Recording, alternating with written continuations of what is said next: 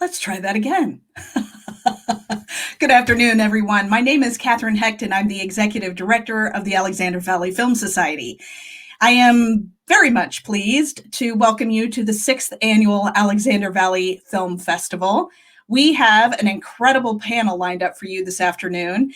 A couple of housekeeping notes, a couple of sponsors to thank before we get started. Let's give a big shout out to Alain Martin Pierre and Johnny Drake of Compass Real Estate, your compass in a complex real estate market, and longtime friends Ron and Jane Pavelka of Pavelka and Associates. And a huge thanks before we go any further to my colleague, Tess McAfee, who has been running around like crazy behind the scenes, making sure everybody is having an excellent time at the festival this weekend. The personal touches are really appreciated. So thank you, Tess. You're doing a marvelous job. And to all of you for your patience as we're figuring out our tech for the first time and coming to you live from our living rooms or our home offices to yours. So thanks for joining us and buying passes and supporting the festival. Keeping film and media arts here in Northern Sonoma County is critical. So we need your support more than ever. So let's get on with the show. Our panelists today are here to talk about Totally Effed Up, or as we'll say without bleeping, Gregg Araki's Totally Fucked Up, and new queer cinema. I'm thrilled to introduce you to a new friend of mine, David Ninh. I didn't even ask how to pronounce his name. God. David is the press and publicity director for Kino Lorber. And for those of you who don't know, Kino Lorber is an art house independent film distributor. And in this festival alone, we have 3 Kino Lorber titles, Epicentro, Jazz on a Summer's Day, and Identifying Features are all from Kino Lorber this year. So David comes to us not only as a director of press and publicity and our moderator today, but also a fellow Texan and a lover of chicken fried steak. So I am thrilled to welcome into the studio, David. David, come on in and say hello. That was an intro. Thank you so much for introducing me. Thanks, Catherine. I'm very excited to be here. As she mentioned, my name's David Ninh. It's Ninh. Thank you. Some people like to joke and think of rats of the rat of Nim. But I am so excited to be moderating this panel today, Totally Fucked Up, by Gregg Araki, and talk about new queer cinema. And we have some panelists that will be joining us, and I would love each of them to introduce themselves and give a little bit of background on what they do. Let's do it. It's a great group. Let's bring them in. This is Chelsea Kurnick, Erik Anderson, and Joshua Guzman. Welcome, everyone. Hi. Hi. Maybe Chelsea, you can start and let everyone know who you are, and then we can go from there.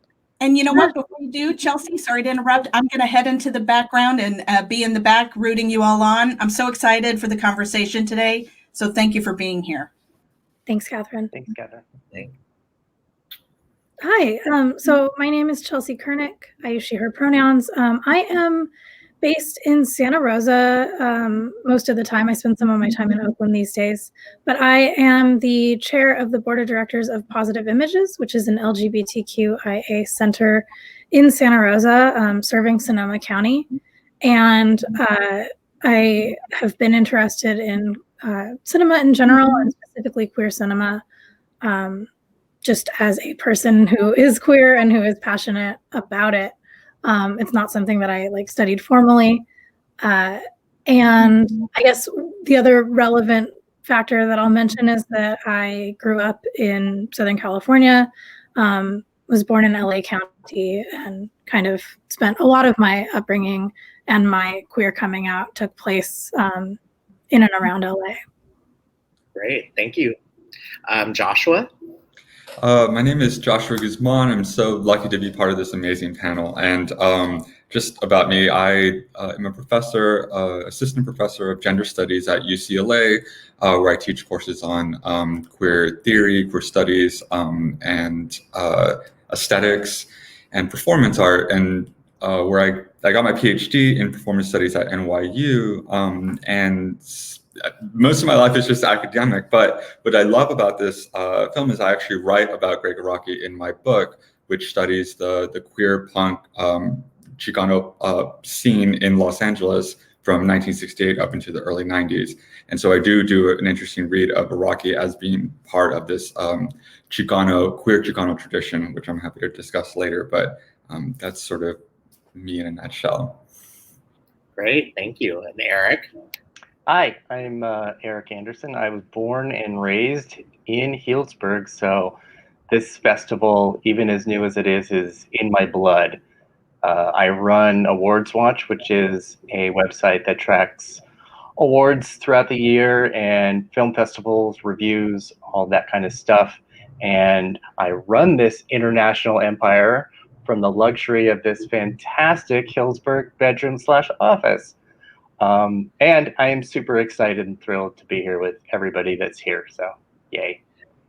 Great. And I love that, there's already queer representation in your bedroom and on your body.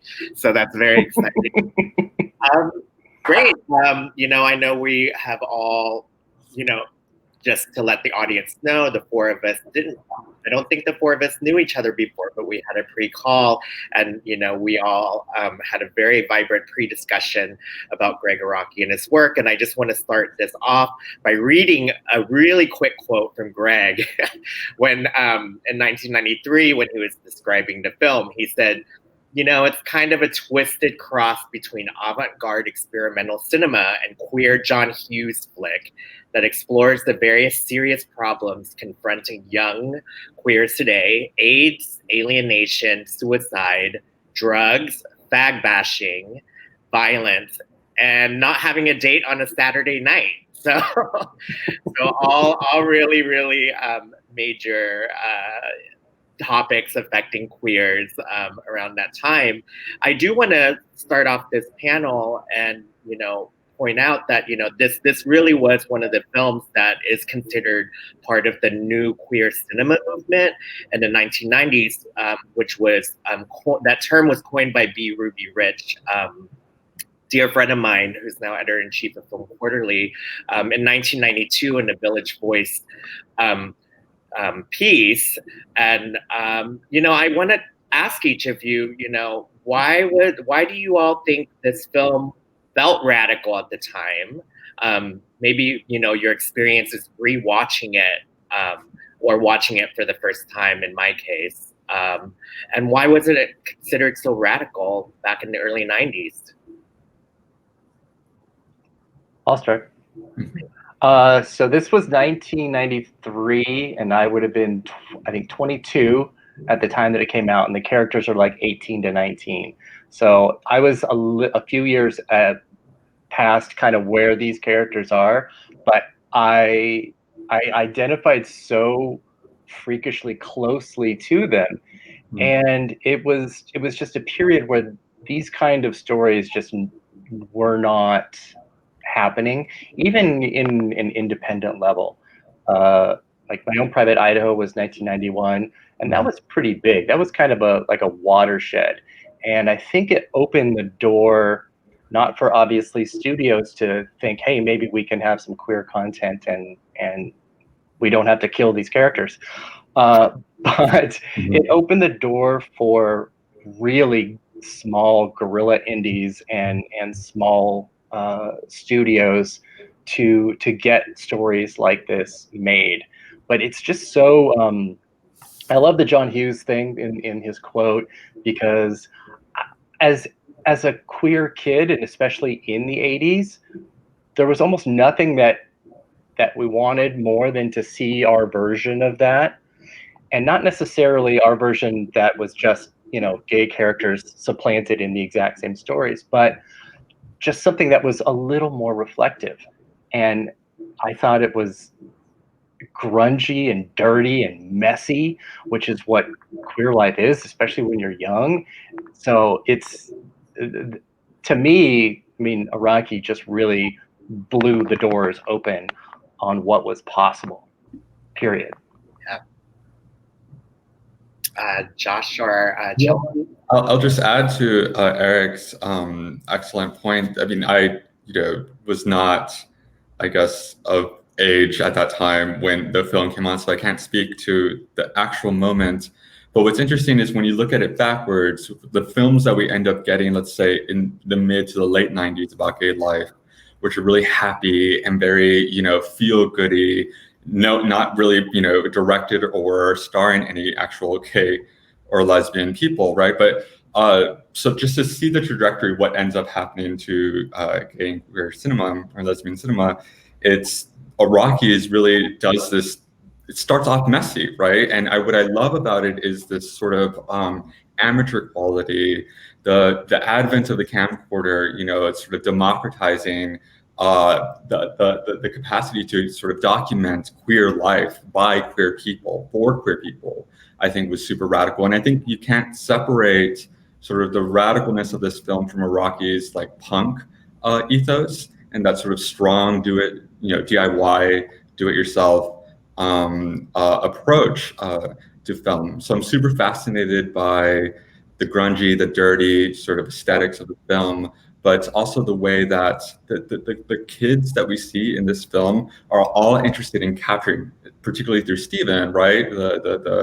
I would say Araki's authorial surrogate, right? To capture his community of friends in Los Angeles and to have them sort of talk about everyday issues.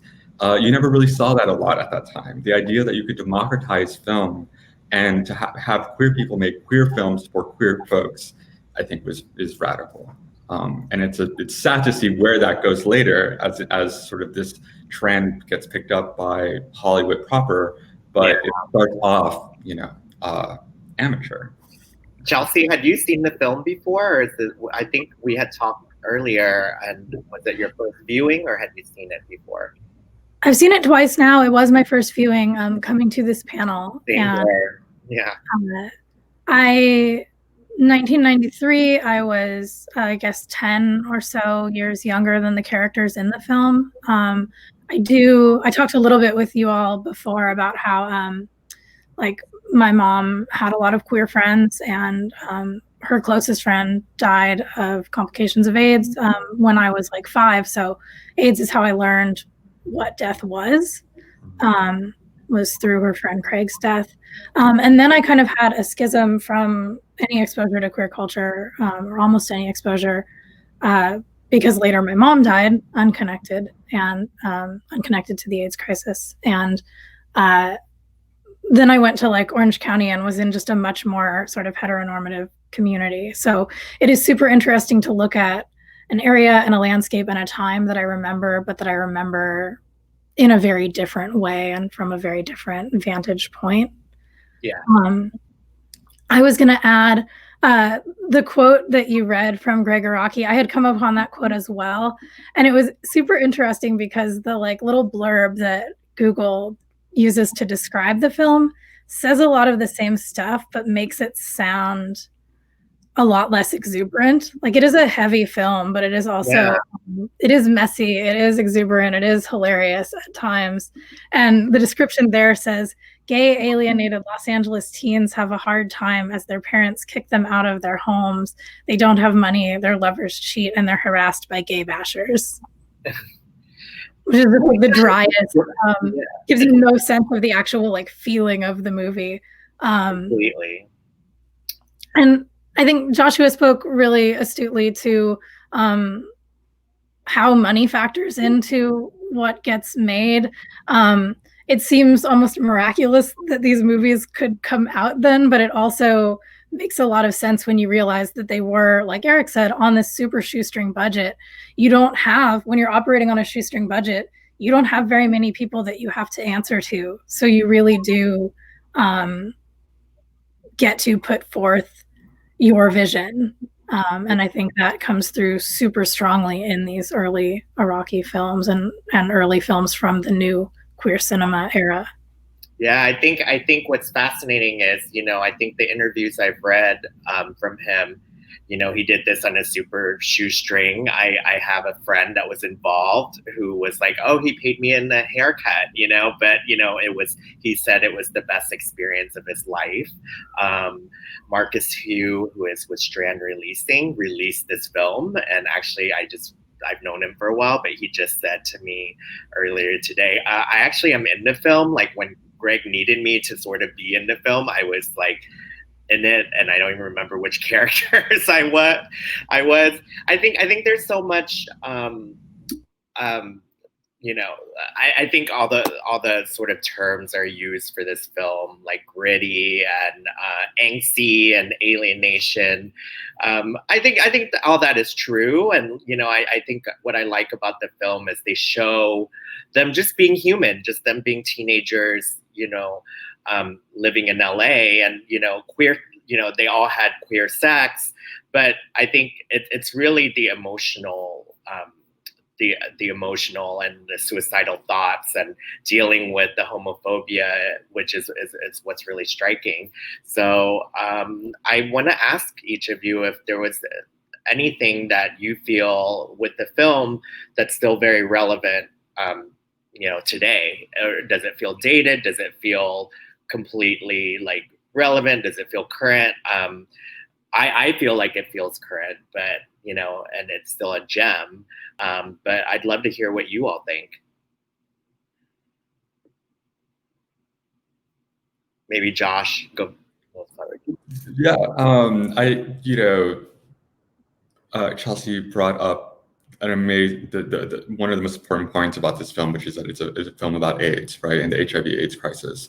And you're dealing with young kids trying to navigate or negotiate risk, right, in some ways too, loving and fucking, having sex with each other, whatever. And I find now, when we're in COVID times, sort of figuring out our own negotiated risk, right, of how it is to be with each other. I just think that there are obviously some resonances when it comes to sort of how to deal with a pandemic. I mean, least of which are their actual differences, which is that HIV/AIDS had dealt with a culture of homophobia. And I think that what's interesting about these kids, right, is sort of the boredom that comes with crises. And I think that we're all sort of dealing with that in some way or another, that like, how could the world feel like it's ending and yet at the same time just so extremely boring and exhausting.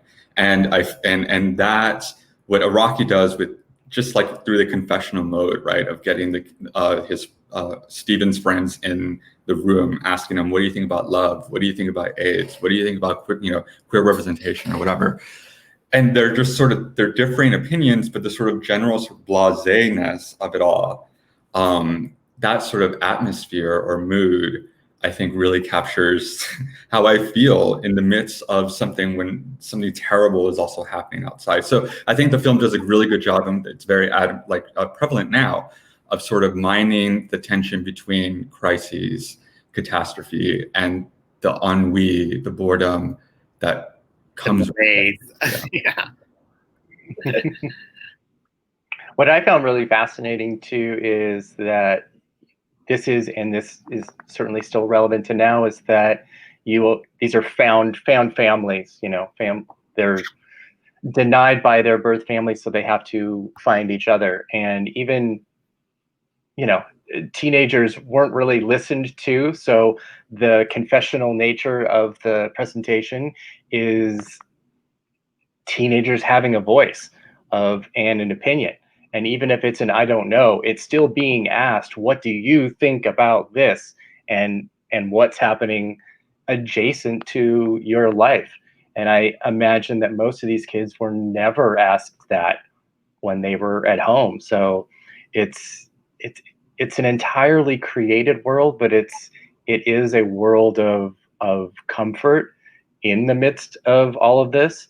And AIDS has been a theme and a topic for Araki from the beginning. The Living End, just before, the year before this, was all about that. His Bonnie and Clyde HIV story, which is even more crazy than this is, and really awesome, and also super guerrilla and like questionable acting, and it's okay though because it's awesome. But it's so sexy, yeah. Yeah, exactly. It's all of the things that, I mean, I don't know what I would have done without Kino Lorber and Strand releasing in my early 20s, because I worked at video stores for a lot of that period of time, and that was my door into a lot of this. And as I said, growing up in Hillsburg, it was an extremely limited amount of queer friends and people around me, so I'd have to go somewhere else to get it in San Francisco, or watch a movie like this and be like, oh, okay, here's a tribe for me as well. And that's just, I think that has always been a theme for any queer film, is the tribe element, because being cast out is also such a common theme, and it's certainly something that Araki just keeps revisiting, and especially in this trilogy. Yeah, completely. I wanted to jump in and talk. I guess the thing that feels really resonant for me right now is thinking about our current protests and recent protests, both like Black Lives Matter and racial equity protests in the US, as well as our current queer landscape with a lot of protests for trans rights and violence against trans women, particularly trans women of color. There is like, and then the media's relationship. A thing that I really, really love in Totally Fucked Up is that we have these teenagers reading the news to each other, and reading, like, a thing that really creates a lot of tension in the film is that that these characters are aware of how mainstream culture sees them. So you have this like uncredited news clip where one of the girls is reading to her friends these people talking about like patriotism and how they feel like they're patriotic as they're like bashing faggots and this super hyper violent language, but they're just kind of like in this blasé tone reading this narrative as they're like sort of relaxed under like an LA sky. And then later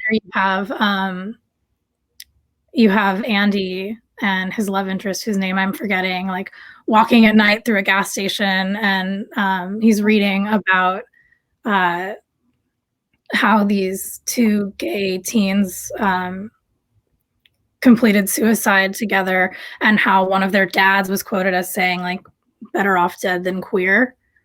And I think like we have these current protests happening where there are these really like subdued media portrayals that really very often miscast the violence that is happening toward the protesters. And sorry, I had one other thing I was going to say about this. Just it's really striking, I think, looking at some of the early reviews of Totally Fucked Up and Gregg Araki's slightly later films, but like 90s films, people really wanted to say that these films were sort of gleefully hyper-violent or were like aggressively sexual or kinky. And at times they are, but I think there's really this great tension talking about, it's like commentary on how violent and oppressive the actual climate is for queer people, for people of color, for whatever like demographic we're talking about here, that is just so often like not seen or not acknowledged.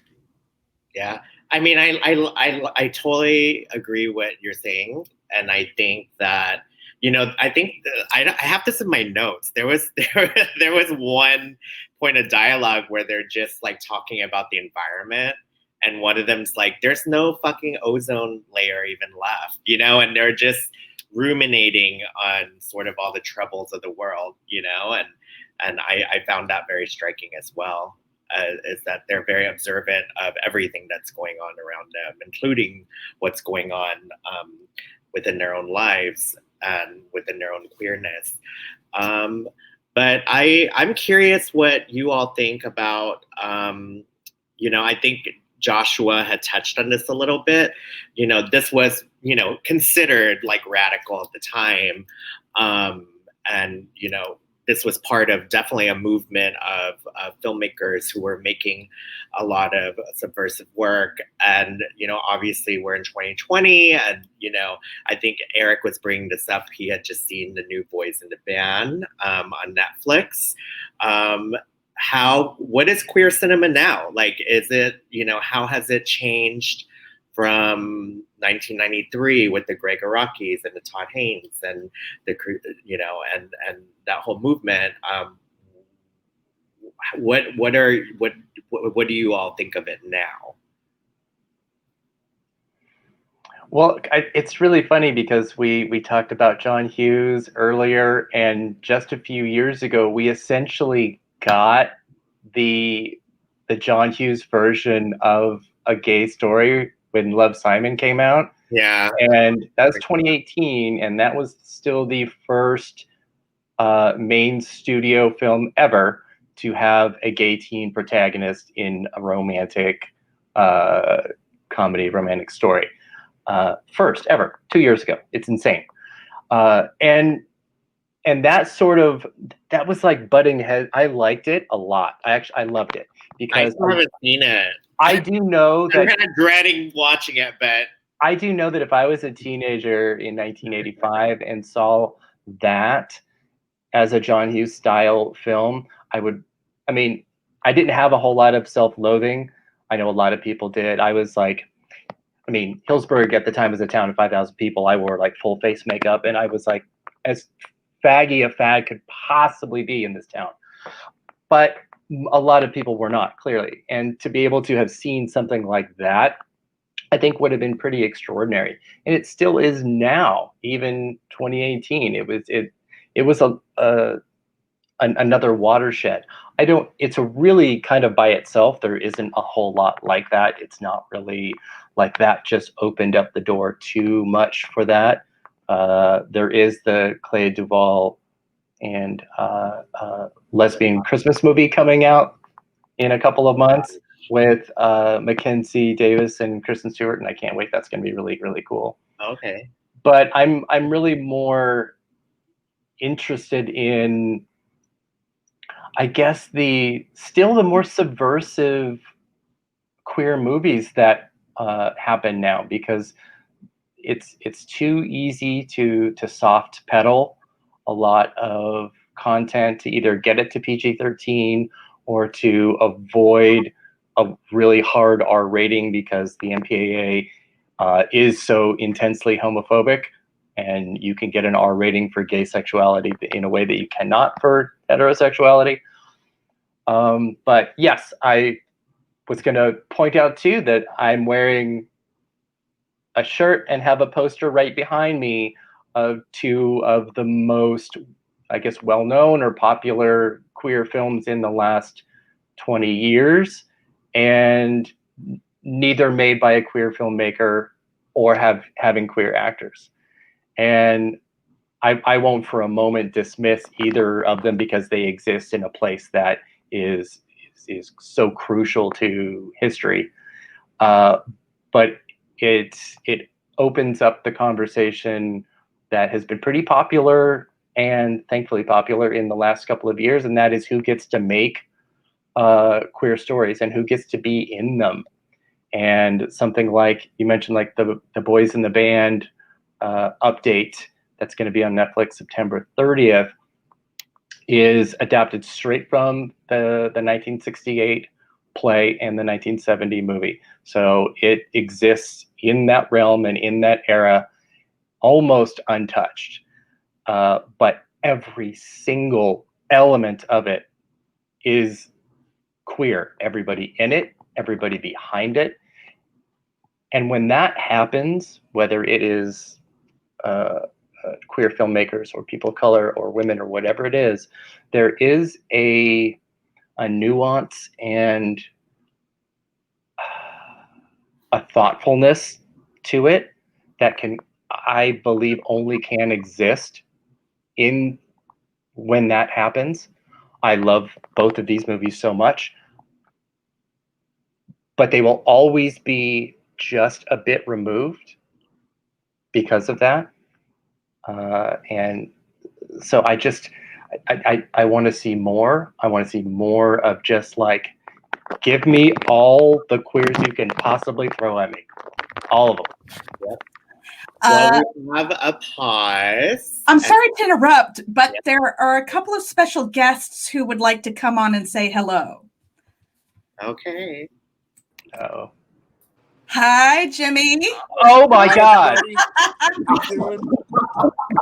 And hi, Marcus. Araki. He can't get on the thing, so he's going to say hello by. Did you figure it out? He's right there. Oh my God. Oh my God. Wait, hi, Greg. We are also discussing your beautiful film many years later. Oh my God. Wait. Oh, Catherine, can you let him in? Yes. Sorry. I'm taking a picture. Yeah, it says device not connected, but he's coming. Oh, good. Surprise! Oh, wow. James, wow. Wow. James, I just read a 1997 interview that you did for the Austin Chronicle that was super fantastic. Yeah, I remember. I was going to quote something from it. I was there in Austin to do Stamp and Deliver, which never got made. Oh, wow. Enough. Yeah, but I was there for that. And well, they asked you a lot about your work with Gregg Araki, and the opening, like the first line, describes your characters in Gregg Araki films as like James Dean on lewds. Yeah, I could see that. Jimmy looks as hot as he did then as he does now. And just did a new video with Greg on a special project, and you look fantastic in it. Thank you. Oh, wow. That's fantastic. Yeah. When are we going to see that one? Well, if anyone has Stars, you can see me as the homeless guy on Stars right now. Oh, wow. You able to get Greg in? He is still connecting, but I'm gonna go ahead and take a back seat, and I'll keep working on that. Oh, wow. This is such a surprise, and I'm so happy that Marcus and James can join this conversation. So we've just been talking. We've already covered. Our panel has already covered the background of the film. So James and Marcus, maybe we can start off with, Marcus, you not only released this film, you were also in the film. Mm-hmm. So can you talk about what that was like, releasing this film, that was considered radical at the time, I guess? I always thought of this movie as kind of a Gregg's answer to John Hughes films in ways that, the John Hughes movies never really addressed gay issues, although they kind of skirted it in Pretty in Pink. John Cryer's character definitely had that. And did you guys talk about the John Hughes kind of? We did, yeah, a little bit, yeah. And I'm just curious, did any of you address the issue of, was it Ducky? No, but I think Ducky's Ducky a character, is always going to be, maybe he is, maybe he isn't, but probably is. I'm a huge fan of that film, and I see him as queer. But I know that there are people who thought they should have ended up together. That test audiences didn't like it originally when they tried to get them together. So, but to me, like when you look at the film as is, he reads as queer. So. Ducky's a great example of queer coding that we have always had to read between the lines of for decades and decades before we got to have our own films. So yeah, I mean, Ducky was just like, I know her. Yeah. But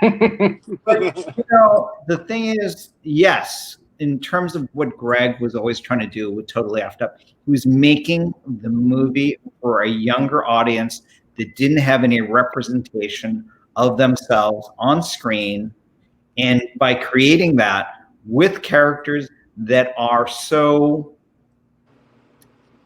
much true to what the day was, true to what young culture is, and the fact that he was able to tell that kind of story and provide, and some outlet and some representation, I think, is a really important thing. And I think that was a groundbreaker, even though the kind of, it had very small distribution for the Strand releasing, but it still came out. And I hope that it does reach and still reaches young audiences that can be inspired by. Oh, it still does. It's on Criterion and everything.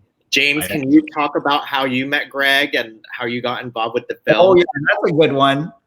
I mean, it's crazy. This whole experience is humbling, to be quite honest. I know I was just beginning to act. Gregg's movie was my first movie when I met him. I met him in an ice cream bar cafe on Melrose called the Double Rainbow. Double Rainbow. Mm-hmm. And at the time, I didn't know he was a filmmaker. I just thought he was some kid in there doing his homework. And I was in there loitering, looking for a job, pretty much doing nothing. So I thought, even before I met him, how great it was that we could coexist in the same place and be doing the complete opposite thing. Oh my gosh. Yeah. And because I noticed him, and he here I am over the course of there finally. Gregg Araki. The computer works. Oh my god, Yeah, perfect timing. Double Rainbow Cafe. He's talking about how you met. How you guys met. Yeah, back in the early 90s, like probably around 1990, I guess, right? Yeah, old Double Rainbow Cafe. You were busy writing Totally Effed Up, if I'm not mistaken. At the time. I remember I've always written in coffee shops, and I used to write in Double Rainbow Cafe on Melrose, and Jimmy used to hang out there with his friends, and we were casting Totally Fucked Up, and I remember telling Andrew Sperling, I was like, oh, there's this kid that comes into Double Rainbow. I think he's an actor or something, because he was talking to his friends with pictures or something. Yeah, I was taking pictures of the photographer. Modeling pictures or something. And so I said, next time I see him, I'll give him the script. And so, the rest is history. I think one of the things before you all joined that we were talking about was how completely, we all rewatched the film. It still completely resonates today. Fully relevant. The whole except for the cell phones and the Instagram. But how do you all feel about the film today? Have you rewatched it recently? Like, it's on Criterion now, so it's going out to like a whole wider audience of newbies who have never seen it. I don't know. Like, how do you feel about it? I haven't seen it for years. Last time I saw it was, I think when we remastered it, right, Marcus? And that was, when was that? Like 2000 or something? No, it was not that long ago. No, I think it was maybe 2000. 20 years ago. God, you were... No, wait. It was, because Living In was remastered in 2008, I remember, because we went to Sundance and Berlin that year. Yeah. And Totally Fucked Up was before Living In, wasn't it? The remaster? Why would it have been before The Living In? I think because the rights to it were available earlier. I'm not sure. Anyway, I haven't seen Totally Fucked Up for years, but the times I've seen it, it holds a very, very near and dear place in my heart. So here's the script, Gregg. Oh wow, Gregg, can you talk about? Wait, is that? That's the book. That's the book. One half of this is the Living End script, and the other half is Totally Effed Up. And I thought that was the original script, because you still have the original script too, right, Jimmy? The one I gave the original script in the envelope you sent it to me in, but it's in a garage right now. You have the archive. Gregg, is it okay to share any information about just how it's become reimagined now in pop culture, or no? Or are we not to talk about that? What are you talking about? Well, how I just, is it okay to talk about what is going on with Totally Effed Up right now? What are you talking about the shirts? Uh-huh. Yeah, Jimmy actually said, I guess the shirts are available. Like he got show it. He had an Instagram. I didn't know if it was public yet. So yeah, I didn't either until this week. So I think the shirts are actually for sale because somebody bought it, right? Yeah, I know. And then Sarah Lassay texted me to tell me that her friends saw it and they looked it up and they were there. And then someone's like, they're sold out. And then someone else commented, no, they're not. So they're still available. Anyway, Mark Jacobs is doing it totally fucked up. Mark Jacobs. It just got announced today. I googled that. It just got announced today. They did a line of totally fucked up clothes. They just sent me something. Yeah. In the mail today. They didn't send me anything. What did they send you? Anything I haven't opened it yet. I think they told me to take a picture in the sweatshirt. Oh, that's cool. Yeah. No, it's like hoodies and t-shirts and this lunchbox. There's a lunchbox and it actually should be on the Mark Jacobs web. They had me do a little 2-minute short, which is what Marcus was talking about. Like that Jimmy there's an introduction where Jimmy's sort of playing the character from nowhere. And anyway, it's a little 2-minute thing that they had me do. And so I think it's on their website now. I don't know if they've actually, it was a whole back, it took a long time to do, but I think they might still be clearing the music or something, but it's imminent. But it's basically a little 2-minute thing that is like somewhat inspired by Totally Fucked Up. And Jimmy is in it, as is Harry Shum Jr. So, and oh wow, from Glee. Yeah. And these new kids, and it's fun. But the clothes I guess are out already. I mean, I didn't even know about it till Jimmy told me the other night that on his Instagram people are posting pictures of. There's one shirt is really cool. It's actually a sweater. It's got Jimmy's face from the video monologues in it, and it's like a big. You can wear Jimmy's face in public. It's cool. And then the other T-shirts. There's a lot of those little inner titles. I'm gonna need that. Yeah, there's the intertitles that say like you're screaming automatic pain and more teen angst and stuff like that. Those little staticky titles. They made shirts that have those on them too. It's cool. This collection is really cool. I was super, super happy about it. Yeah, I saw the press. It's a polysexual collection. Yeah, it's great. It's really great. That's great. We do have a quick question from Joshua for Joshua. Can you talk more about the Chicano elements of your studies and how it relates to Totally Fucked Up? So I'm going to spin that. Hey, y'all. I mean, I'm a huge fan of yours, Greg, and James, like all of it. So this is overwhelming. But I have a question about Steven's character in Totally Effed Up. Aw, Steven.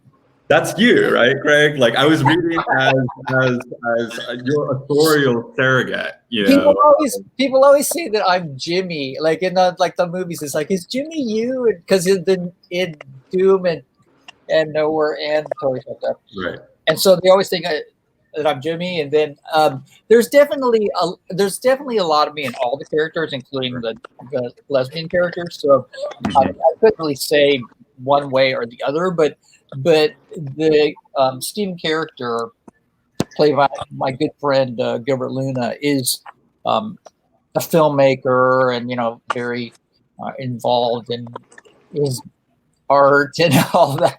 So there was definitely a lot of me in that character in terms of him. He's similar to the film, exploring this sort of queer teen identity. So he is very much a surrogate for me in the movie. Long answer to the question.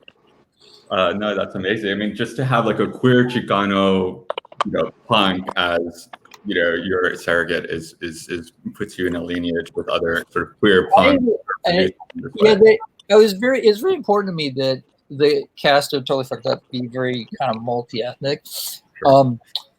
And but there was never any real it was never specified in the script, like, oh, the Derek character is African American, and the and the Stephen character is Chicano. We just kind of left it open, and then met all the cast. And Gilbert was really interesting. He'd never acted before. He was just a friend of somebody on one of the locations we were checking out, and I remember he was sitting there at like reading a magazine or something while we were looking at the location. I turned to Andrew and said, "Oh, what about that kid?" And yeah, so that's kind of the way Totally Fucked Up was made. It was just like all these kind of happy accidents. No, that's great. I'd love to ask Marcus, what was it like releasing this film? I mean, what was I know that Gregg has talked about in interviews that there were some harsh reactions, or was it a mix of both, or was it controversial? What was it like for you to release this film as a distributor, as a smaller, younger distributor at the time? You know, it's funny.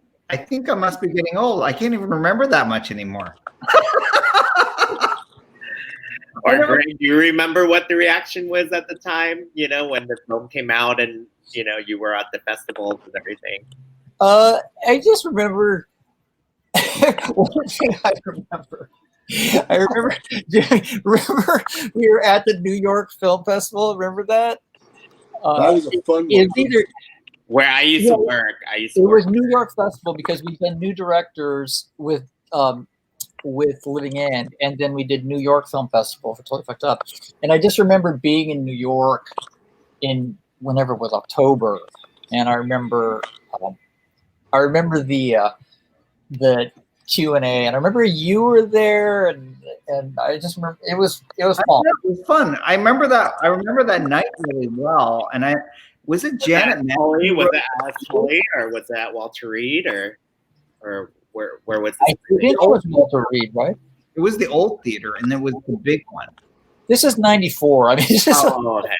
It was a long time ago. Screened in October '93 in New York at the Lincoln Center. Yeah. Yeah. Oh, yeah. I guess it was '93. Yeah. It came out in '94. And then right after, a couple months later, while we were filming Doom Generation, it opened in Sundance. Oh yeah, U.S. premiere. Yeah, so that Sundance is so funny because we were filming Doom Generation all night. We were filming, of course, Doom Generation all fucking night, like the whole fucking shoot. And we were filming all night, and it was that scene by the oil refinery, remember, in Carson? Ooh. And the last thing we shot was that thing of Jonathan on the road, like yelling at the cars that's going away. You can see in the shot, the sun is sort of coming up. It's like we're running out of light. And I remember, like, you, me, Andrea, my boyfriend at the time, we all just jumped in a fucking car and went straight to the fucking, like, airport. Got in the car and then went straight to Sundance. So that was like, yeah, and hadn't slept or anything. Yeah, that was Then 2 days at Sundance Whirlwind, then jump back on a plane and shoot another 6 days before we got our day off. Yeah. And it was all worth it. And we're trying to, as a team, we're trying to do the restored version of Doom Generation for an HD. Oh, wow. Yeah, so eventually the whole trilogy should be on available in a decent remaster. I mean, Doom Generation and Nowhere particularly, they've never been really properly mastered, so yeah. It'd be nice to be able And Tran is going to do that, Marcus? You guys? I hope so. If anyone wants to do a GoFundMe for the transfer, I think maybe we could do a Kino Tran partnership. I don't need a GoFundMe. I think I'm happily. I think I'm going to be in good shape with certain friends that are willing to pay for it. Well, that's Can I ask a question of Gregg? Yes, of course. I was rereading the introduction to B. Ruby Rich's book on nuclear cinema, and she talks about, she describes John Waters as having an impatience with heteronormativity and homonormativity. And I feel like she kind of uplifts that as like a tenet of nuclear cinema. And that feels very true of the characters in Totally Fucked Up. Why don't I have that? I haven't had a copy. A photo. I'm sending it to Ruby right now. Yeah, we'll send it to Ruby. Oh my God! There's my fucking LA Weekly cover. That's so fucking hilarious. I wanted to ask, like, when you, in your new work, when you're doing your own show now, but also when you've been called in to like do episodes of current teen shows like Riverdale and stuff, do you feel like you still get to fully push through and like express that impatience, both with homonormativity and heteronormativity? if that's even what you're consciously doing, like. I would love for you to talk about that. I think it's not. It's not really conscious. It's just in my nature. I think. I mean, it's really in my. I've talked before in interviews about. It's really in my background in punk music and alternative music. I've always just kind of done my own thing, and and just in general, I come from a sort of underground, outside place and sort of independent place. So anytime whatever I do, that's kind of where I'm approaching it. So I think that's sort of ingrained in my sensibility. Particularly, when I do directing, work on like Riverdale or something, you don't bring a lot. You just basically bring your directorial skills to it. But anything that I write or anything that I'm involved in, from the start, it's I think my perspective and my worldview is definitely a big part of that. It's kind of where it all comes from. Awesome, thank you. I was going to ask something really quick, if that's all right. Greg, before you guys came on and so wonderfully surprised us, and also James, you were an early crush in my younger years, so this is really quite something. But we were talking about how your approach to filmmaking was, raw and gritty, rebellious, and totally, going against everything that we had seen. And we can kind of talk about what we think you were thinking at that time, but how did you regard yourself and what you were doing as a filmmaker in the early 90s? I just kind of always kind of did my own thing. It's funny, when we did Totally Fucked Up, that was the first film I did with Marcus, and we just kind of, that's why it was so. We just kind of were just making these little art projects. There was at that time in the early 90s, there was really, Sundance was not really established yet. There was really no independent scene. There was no roots of like, oh yeah, you're going to become like Sex, Lies, and Videotape, or you're going to become like, Reservoir Dogs, or you're going to become this. This is all way before all of that. So it was really just, being a punky art kid and being, and watching a bunch of Godard movies in school and being, I'm going to be that. I want to be like this sort of radical, experimental, queer tour, and come from there. So it was never real, the whole independent world has become so huge, and so there was no Little Miss Sunshine. There was no aiming for that, like, oh yeah, we got to make like a $10 million sale at Sundance and get Academy nominations or whatever. It was more just like, we're just doing this scrappy little thing, and it's just like, and sort of speaking for this culture and speaking in this voice that nobody else is saying this. And it's interesting to me. One of the things that interests me, and I was talking to Rick Linklater about it too, is that it's like, when we started making movies, is 60 millimeter and all that is super hard. It's really hard to make movies, just physically hard. And it was really setting a bar of like the people who were really crazy enough and really, really like passionate and a little bit, you have to be a kind of obsessive and nuts to do it. So when Rick made Slacker and I made Living In and Totally Fucked Up and stuff, it was just this kind of weird passion, insanity, that drove us to make these films. And and that's the thing, is it's become much easier with the technology and iPhones and computers and everything to make movies. It's not, the bar is much lower. Like it's more democratic, which is great, but you don't need to have that like I'm a fucking crazy person and I'm gonna die, but to make this movie, it's much easier, and I think that it reflects a little bit on the level of, I don't know. It's like I'm not a programmer at Sundance. I don't see everything that's out there. I don't like have a real barometer of what the landscape is, but there does seem to be a little not the same passion, I think. I don't know. That's my 2 cents. Yeah. Can I ask a question for James too? Like, and how does it feel to be an object of desire for like a lot of whole generation of queer youth? And also, what was it about James's acting, Greg, that for him, his beauty or whatever? I would like to set the record straight publicly here that Jimmy always used to say he was bisexual in his press just to keep like all the gay boys happy. But Jimmy's not bisexual.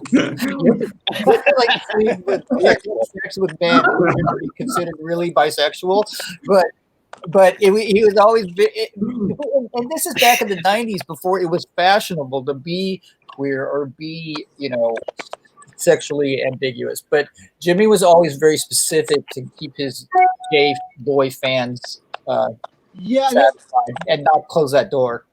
And I think also I learned from Greg too, which was very important to me, because when I met Greg, I was 18, so I'm still forming my opinions about the world around me. And from the music to just like social communal sensibilities, I like seemed like I just fit with Greg in every kind of step of the way. So where I didn't really, I became kind of defiant and angry about the labels, which is interesting to see it become a whole thing and a whole, not subculture, but a whole culture now.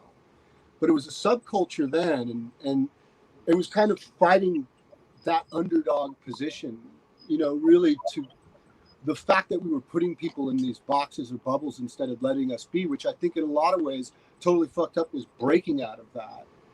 These characters weren't your typical gay teenagers, Tommy says it very clearly, we don't listen to Bette Midler and I don't like drag shows, So it was very clear that we were not fitting in the box, but still searching for our identity. And I was searching for my identity at that point. And more than anything, even I still think it's important to this day. I'm humbled to be a part of this conversation, humbled to see that these movies have come so far. Because when we were making them, it really was, as Greg was saying, it was just something we did. It wasn't with the intention of being a box office draw or changing a generation, but really expressing ourselves. And it wasn't until I got older that I, kind of not only was very proud, because I was always proud of what I did, but I really began to understand what true art was. And it wasn't about the expectations of commercialism and what people think you should be doing or what people were doing. At the time, I know Greg took 2 years to edit the movie because we would shoot little pieces on the weekends. Sometimes we would go to shoot and we couldn't because we get chased out. He would, and he was filming it with himself with a borrowed 16mm camera and short ends and splicing it on a moviola on the weekends with film hanging in his closet. It was crazy. But those, you didn't think that it was crazy, or you never questioned. It was just the process of what you needed to do to achieve your goal. And we all had like single-minded, like this goal to breathe life into the story and to continue to do so, film after film. Really great. Well, I'm told we need to wind it down unless anyone else has some last thoughts about this very special film. And I think it was fun. I figured out one story.